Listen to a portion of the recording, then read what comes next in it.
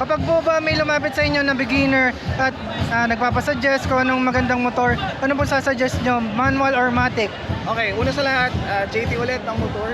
Hello sa inyo, shoutout pala kay JC Vlogs. Ngayon, dun sa dalawa, manual or matic, actually, mas madaling matutunan syempre ang automatic kasi piga ka lang ng piga. Now, hindi necessarily ko sasabihin na pag beginner ka, yun lang agad yung pwede sa'yo, no?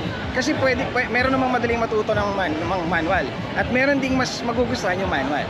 Now, kung meron kang, if you have the money and if you have the resources and also the time, okay lang din magsimula ka sa scooter para makapa mo lang muna kung paano yung unang-una, lalo na kung baguhan kang driver.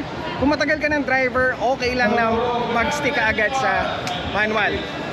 Pero pag medyo bago ka pa rin sa kalsada, maganda siguro automatic muna. Para yun nga, kapain mo muna yung road dynamics, yung paano ka, kung titigil ka sa intersection, kailan ka liliko,